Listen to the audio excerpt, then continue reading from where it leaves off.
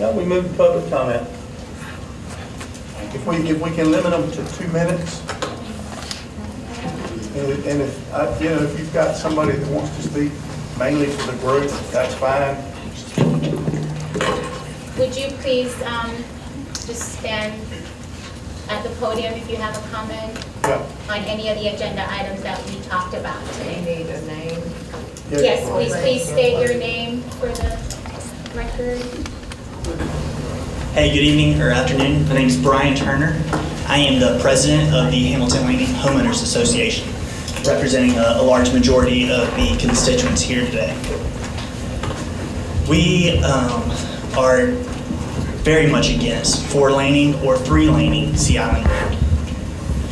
The large majority of these people here today support that and want to voice their opinion on that. We feel like it would be a travesty to our community, to our island, to put in a massive 4-lane road right in front of the gateway to the island, right there as you come on. We feel very personal about this. These are our homes. We live 50 feet off of this road. We see it every day. We hear it every day. We don't want to have a massive 4-lane road destroy our trees and be right here where our kids grow up, where they play on their bikes, where they interact with all of our neighbors. So it's very personal to all of us, and we feel very strongly, which is why we are all here today, to tell you to please stop this. If it's project for 2 years down the road or 15 years down the road, we don't want it. We want to stop this now before it starts, the ball of government, the next commission, the next board picks it up and votes to go along with it. We want to stop it now and put our notice in that we are against this. We do not stand for this, and we want to end this right here, right now. So thank you for listening to us. We're trying to have a second up photo, so by show of hands. Yeah, how many people here are in Hamilton Landing and Are against it. how many people here do not support this? I think all hands don't support. Thank you. And I hear you. My name is Lauren Hopkins, and my family and I have lived in Hamilton Landing for 12 years. Our daughter will be 11 in the fall, and our son will be 8 in the fall. And this is Grace and Ford.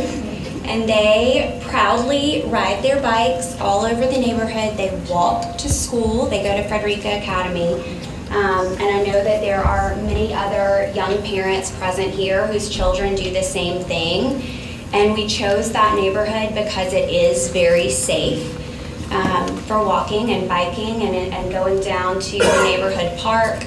We can't get from our house to the neighborhood park without transversing this proposed 4-lane highway, and it would be devastating to our well-being. And this is actually our second home in Hamilton Landing. When we moved and we needed a bigger house, we wanted to stay in the neighborhood, and I know there are several other people who made the same choice. So I just ask, when you discussed the number of parcels that would be affected, that you not only think about the parcels that are directly affected, but you think about every single house in the neighborhood, because we all are active, out in the community and out in our neighborhood, and so it directly affects all of us. And Brian might have that number, how many houses we have in Hamilton Landing. I don't personally, but I feel very personally affected. And I hope that you'll think about that. And I'm going to go to carpool. 159 homes in Hamilton. Would you state your name, please? My name is Mike Southard. My wife and I actually live on St. James Avenue, so we are right on the road. Okay, we've lived there many years. I watch the traffic come and go every day, all hours of the day, and rarely do I see any backups. If there is a backup going off the island, it is always as a result of the causeway, not anything going on the Sea Island Road. As far as the other way, I agree, in the evenings, 4:30 to 6:30 or so, you get to Dunbar Creek and there's a backup. That isn't a problem with Sea Island Road. The problem, as we all know here, is the intersection. I know the intersection is scheduled to be corrected. I know that there's a gateway project that is ongoing. And what I would urge the commissioners to do in this group today is let's address the ends of the road and then determine whether we need to do anything with the road itself. Thank you.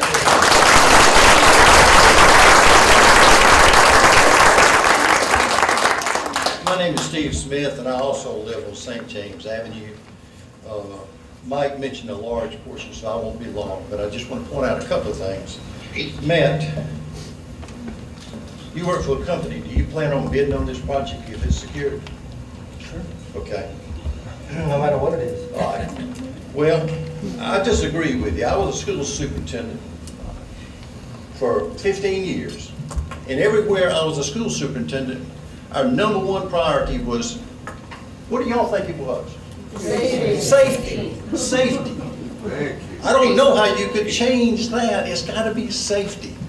Now, I heard you say, Matt, I wrote it down when you said it. You said faster was one of the 4-lane would be faster. That equates to more dangerous, less safe, more noise. We don't want 4-lane. And the last thing I want to say to you is this, and Mike was going to say it because his wife, Marguerite, did extensive research on the environmental impact of losing the salt marsh. But I can tell you this, she's gone as far as talking to the Environmental Protection Agency. She's aware that ultimately the Corps of Engineers will make the final decision on this when you go across the salt marsh, if it's going to affect the salt marsh. And they have told us that based on the projections that have been given, we will lose approximately 9 acres of salt marsh. Losing 9 acres of salt marsh is going to take its toll on the aquatic environment and the ecosystem. We don't need to do that. You know, all I tell you is most people that move to this island and most people that visit this island, if you ask them why they're coming, they're going to tell you because of live oak trees. They're going to tell you because of the salt marsh, the rivers and the oceans, and just the beauty of St. Simon's Island. If you take out live oak trees, you're taking out one of the most scenic byways of St. Simon's Island. We don't need that. We're for the option of enhancements to the 2-lane road.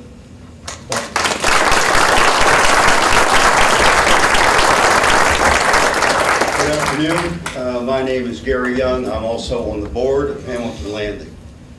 I have a couple of things that I would really like to say, and that is one thing that no one has discussed at this point there.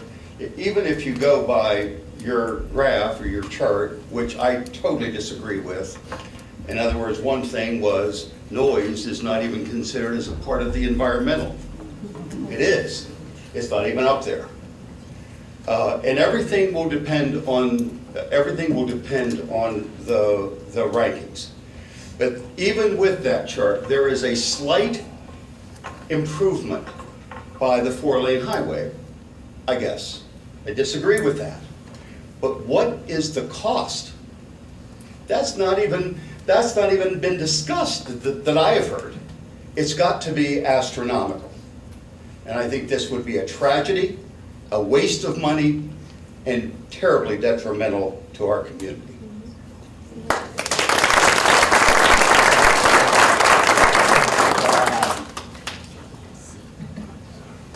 Hello, my name is Mark Jacob. I'm also a resident. I'm glad to see that option 6 appears to be the direction this planning is going. I support it entirely. We don't need a 3-lane, 4-lane. My objection, not objection, my concerns relate to safety for residents entering and leaving our subdivision, Epworth, Hamilton Road, and it all has to do with speed.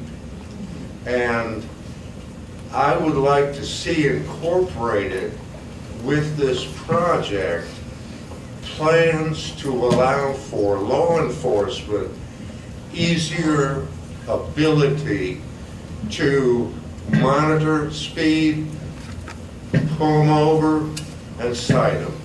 Failing that, I wish we would investigate an automatic car monitoring system, which is common in lots of places, where if you are going at a specified excess to the limit, the camera captures your tag, the letter goes to the owner, it doesn't matter who's driving the car. But safety is my first concern after what looks like a good project going forward. Thank you. Hey, good afternoon. Rick Townsend, 919 Rose Cottage Road, Hamilton Landing subdivision. Thanks for allowing us to speak. Disappointed in the, I understand about a study, but some of the factors that go into it, I'm not sure if we've got an answer of what happens when it goes, if you do build a 4-lane highway, where's the traffic go on Frederica? Even if you have a roundabout there, it makes them. If you plan something like that, you need to plan big picture. And that means the entire island. We can put whatever we can do for the police to help them out, but at the end of the day, it's going to be hard to enforce that. It's going to be a speedway, not Sea Island Road. It'll be a Sea Island roadway. We don't need a roadway on St. Simons. That's not why we moved to Brunswick or St. Simons. It's the Golden Isles for a reason, guys. It's the Golden Isles for a reason. It's golden to us. The environment's important, marshland, everything else. I can just go down the list. You got some passionate people here because it's our neighborhood. And that's what's important, neighborhoods. It doesn't matter whether it's Blythe Island, Brunswick, St. Simons, Sea Island. It's all important to us. And we're all going to support these neighborhoods in Glenn County. And that's what we want to do.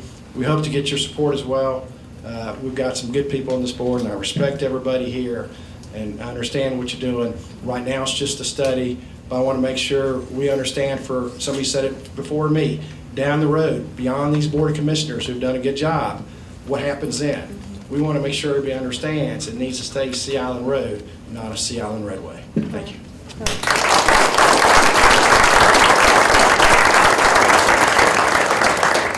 Hi, my name is Marilyn Garfield, and I actually don't live in Hamilton Landing. I live across the way in Mariners Landing, right on the corner of Hamilton. My back window, my bedroom window, is on Sea Island Road. I moved there 5 years ago.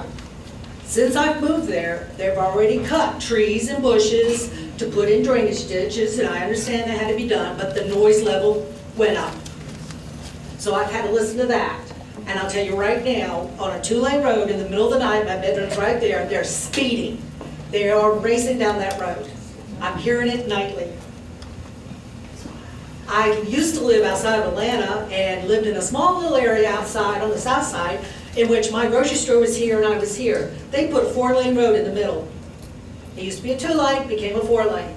They were doing 55 miles an hour, and I couldn't get out of my neighborhood to go to the grocery store. My parents lived nearby.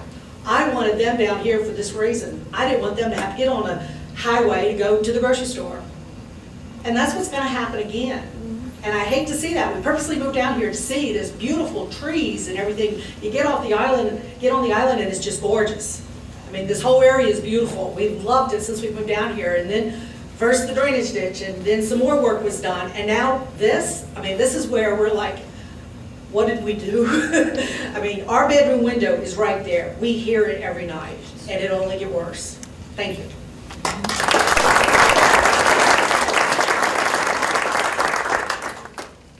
I thought I might be the last one in that summarize, but I'm not. I'm Dr. Richard Martin. I have a PhD in geology. I spent over 13, almost 14 years.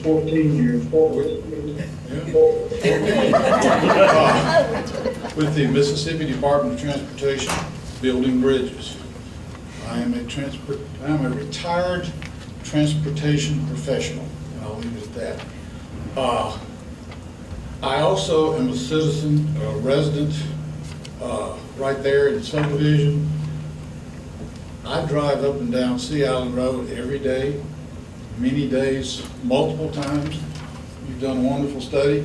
I bet you haven't driven up and down Sea Island Road 20 times. It doesn't need a 4-lane.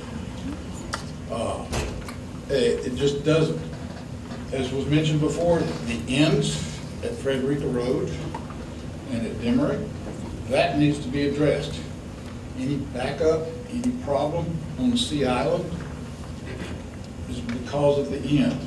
And when you get on Frederica, everything stops. That's gonna transport, I mean, Sea Island Road is almost a 4-lane right now. That's where the problems are. And then, as a very passionate citizen, Sea Island Road there in front of the subdivision is one of the most beautiful drives on the whole island. The trees are fabulous. I've been here 2.5 years. We moved here because of the trees and the views.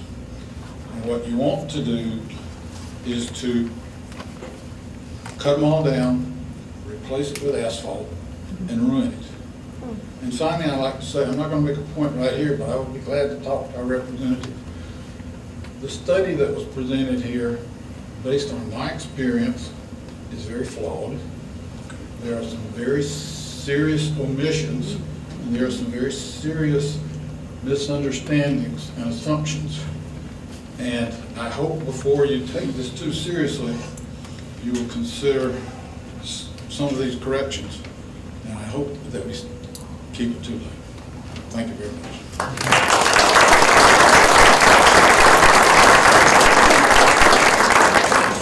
Hi, my name is Stephanie Everett, and I live on Rose Cottage with my husband and my 2-year-old and my 4-year-old.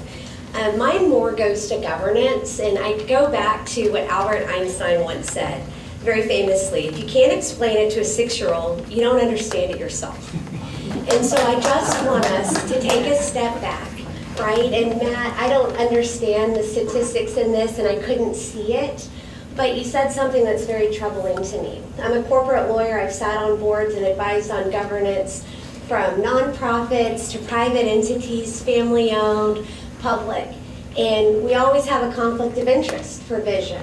And so I think we need to take a step back and also look at who all's involved in the conflict of interest to make sure that it's solely and only the citizens of St. Simon's that we're looking at. And let's make sure we really understand what we're looking at, and it's very clear and transparent. So I would just ask the commission to please hear that and consider that as from all of us. Thank you. Good afternoon, I'm Bob Duncan. I don't live in Hamilton Landing, but I know people who do. We live in Glen Haven, and I look out at Dunbar Creek Bridge and the roadway every day. And I see the traffic, and I understand when it's heaviest, and I also see how fast it moves. As far as the study evaluation, I've been engaged in those 40-plus years, almost 50, having worked in the utility industry, managing major projects that are way more than what we have in Glenn County. And I'll have some discussion after or offline about the evaluation. I'll offer this. Wait time, faster is not better. Getting more people faster on or faster off, in my view, is not the better solution for the city, the citizens. As said before, if we'll address the two terminus ends of the roadway, I think that will address a lot of the concerns that we as residents have and visitors experience. The other thing is, I've looked at the study, and there's a lot of direction toward the vehicle incidents, the car crashes, if you will, that occur. Many of those, most of them appear to be rear ends. I've never seen where a design can fix bad driving behavior. That's not the only place that I've lived. I've lived lots of different states, and I've worked in a lot of states, and I've worked internationally, and I've seen a lot of different solutions. A lot of times, enforcement is a good solution. And just guess what? Enforcement's probably going to address those of us who live here more than those who visit. That's the reality. But a great design won't address bad driving behavior. Faster is not better. So perhaps I've summarized or echoed what my friends have offered, is that overall, if you look at the scores of the various solutions offered, there's not a whole lot of difference in the bottom line of all of the solutions. And doing nothing may not be the best overall, but it's not too far from the most egregious looking. So that's my input. Thank you very much.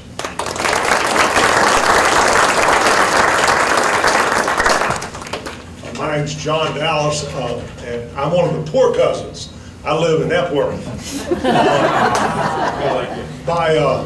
And as a matter of, I guess, transparency, I live on Glassingame Street, my wife Anne Marie and I, and our home backs up on Sea Island Road in the marsh there.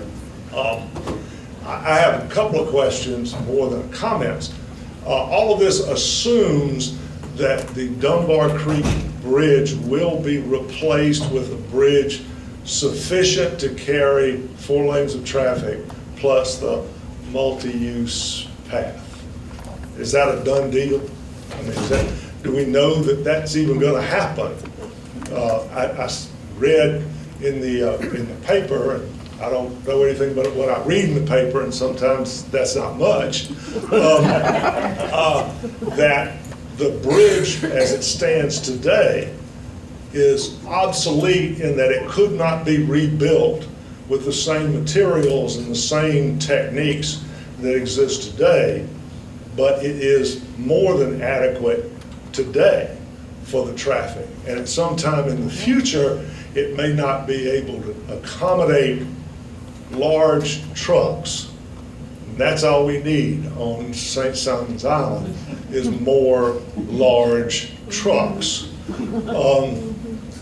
The other comment that I have is I heard that there's going to be some private property condemnation as a result of that. Do we know how many individual homeowners will be affected as opposed to, for instance, in Hamilton Landing, I'm assuming that the roads are private and owned by the homeowners association, as well as the buffer between St. James and the public right of way. So I assume that that is part of the condemnation, but do we know how many private homeowners are going to be affected on either side of the road? Do we know? It's in the chart. It said partials affected. It's up to you. Now, I mean, individual homeowners I'm talking about, because, and let me clarify this. My daughter lives on Whitfield, and her home backs up on Sea Island Road. Well, she had a big tree fall, what appeared to be off the right-of-way into her backyard. We contacted the county to see if we could get some help in clearing it. I understand it's her responsibility and her insurance. And we were informed that that's owned by the Sea Island Company. It's not owned by Glenn County. So I assume that that's part of the condemnation process that you're talking about. So to answer your question, the statement I made was the reason that the right-of-way is ranked at a 3 instead of a 5 is because there are no displacements anticipated. Well, I understand displacements. I can ride up 17 when they're wide 17 now, and there are some homeowners up there whose property, whose house you couldn't see before. Can I get out that And way? now they step out their front door and they're right in the right of way.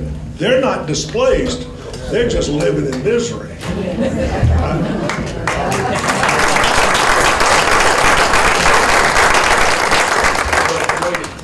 So the chart, part of the chart is the number of parcels that are impacted, whether it's by 1 inch or half a yard. It's all accounted for. But And I'm then there's trying the to, acres as well. I'm just trying to find out how many homeowners are being impacted as opposed to the St. James Homeowners Association and the Sea Island Company. Because that whole strip behind Epworth Acres, between Epworth and the right-of-way, that buffer is is owned by Sea Island Company, where we were formed, not by Glenn County. It's not county-owned property. So I assume that's going to be part of the condemnation process. I agree with most of what was said here. We don't need to be faster. And, if you want to live faster and quicker and get where you need to go in a hurry, move to Hilton Head. Just take it out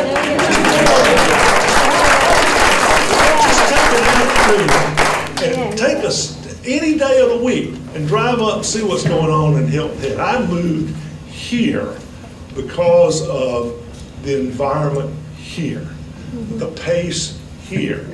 In fact, Sea Island Road doesn't need to be 45 miles an hour.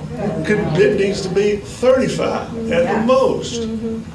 Thank you.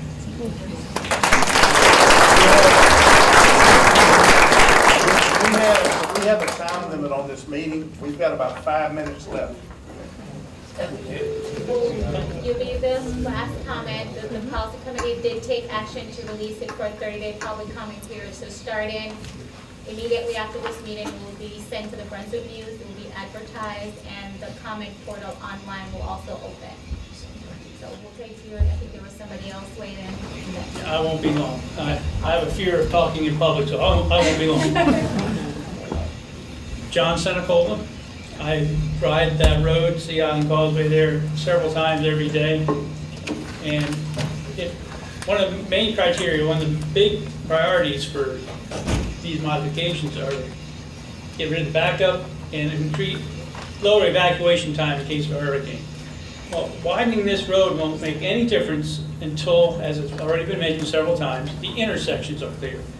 Get rid of the stoppage at intersection Demery Road and Sea Island Causeway. There were plans in the newspaper years ago depicting continuous traffic flow on and off with just one little overpass and a few turn lanes. And you wouldn't have to touch it. Whether you have 2 lanes, 4 lanes, or 6 lanes, you're not going to go anywhere once you get to that intersection. You get that intersection fixed, 2 lanes is enough. The other side, Harris Teeter and Sea Island and Frederica is a little more complicated, but I'm sure there are plans there that could fix that too. That's all I had to say.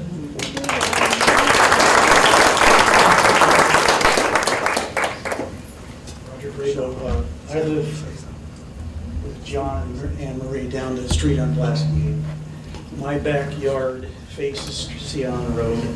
I got a beautiful 2-porch approach to watching Sea Island Road. There's only been a couple of times when there's been accidents on either the Harris Teeter entrance or the Sea Island intersection. The only change I would say to any of this, what I've heard today, is obviously no one really wants a 4-lane. The 2-lane and a possible 3-lane. But the only application I can see to a 3-lane would be an emergency lane, because the time, my wife works just across the street from Shackelford, and she couldn't get home, 1.6 miles to get home. She had to go all the way around one day because both lanes were blocked. So if we had a 3rd emergency lane, and also we have to have a bike lane, we've got to have a bike lane, but to make it accessible for emergency vehicles. Everything that was said today about the endpoints is correct. Reminds me of Wormslow, that entrance, the arch. I retired 12 years ago from San Onofre Nuclear Generating Station, where I operate the plants, and came to this island for a reason. It's been stated before. That's beautiful. I went away from 6 lanes in each direction on Interstate 5. I don't want to see Sea Island Road in 4-lane because of the same situation. It took me 6 hours one time to get to LA from Carlsbad, California. It's only 90 miles. 6 hours later, I finally made it to the airport. Missed my flight by 4 hours, but so thank you very much for your time, and thank you for listening. Thank you. Online that would like to share a comment before we wrap up?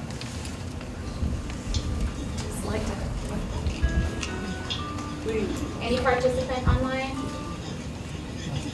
Just make one comment. Okay, sure. Go ahead. Hi, my name is Alicia McArthur, and I'm over 20 years a resident at Hamilton Landing. And I would just like to say one thing. I can appreciate the amount of time and effort that it took to put together your study and all the numbers that you presented. And I thank you for allowing us to see that and for these discussions. But behind me sit the people, and they are the taxpayers, and the numbers on the documents don't do any of that. I think that's something worthy of consideration, because these projects have to be funded, and it's through taxpayer funds that they are. So something to think about.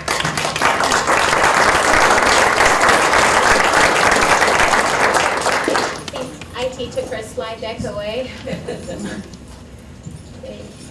Thank you. Mr. Chairman? Kath, yeah, go ahead. You still there? Yes. If you're there, you have the floor. All right, thank you. This is Captain Fendick, District 2 Commissioner, Islands Commissioner. First of all, I want to thank all the residents that came out to engage. I want to thank our BATS board here who is doing their job in serving the community and the dialogue we're having. The problem we've had on St. Simons is we've not had a dialogue about traffic on St. Simons. It's one of the reasons that I ran again. Right now we have a census count of about 18,000 people living on St. Simons. Right now we have about 2,000 short-term rentals, which the average bedroom occupancy is 8 to 12 persons. And we have, God knows how many number of people that are trying to get on the island to take care of all the needs of the island. And you can see that the traffic backs up over McKay River Bridge inbound. And our roads are clogged. And in my family, which has been here since the 1800s, we have a rule. And that is that we talk about the hard things in life and we figure it out. And that's why I ran again here, to get my community engaged. You see, every 2 years, the county has to upgrade their BATS plan, that transportation plan, and get studies. And it includes an island study. And so for 14 years, it's been recommending traffic improvements, which has not been done on the island at all. Hence, we have arrived at a very serious problem. Dunbar Creek Bridge has to be replaced because it's wore out. And the DOT gave us a letter. The first letter, most people don't know it, but Walter and all of us got it, was that we were going to have to close Sea Island Causeway off completely for about 9 months while the DOT rebuilt Dunbar Creek Bridge.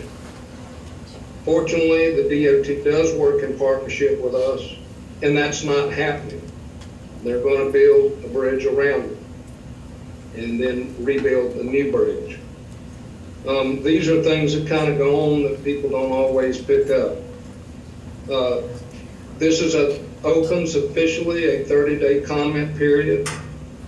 And as a family, an island, and a family as a community, we need to have the conversations. We now, thankfully, to the support of this current commission, have the consideration for Sea Island and Frederica Road roundabout being designed and worked out. We also have engaged for the entrance coming in onto the island, a new plan. And these are all going to be hard conversations because there's only one road coming in and off the island, and there's only one road going north and south. And this continuous presumption or conversation that there's, bribery, corruption, payoffs, and all that is totally bogus. We're all in the hole together. We all got to work together to get out of hole and make it the best we can. So I appreciate all the residents that are here. You're going to stay engaged. You have an opportunity to stay engaged. This is the beginning not the end of the process. Thank you, Mr. Chairman. Thank you. Okay, with that being said, I'll entertain a motion to adjourn. All right, just a reminder that your next policy committee meeting will be on August 14, 2023, and to submit your in-kind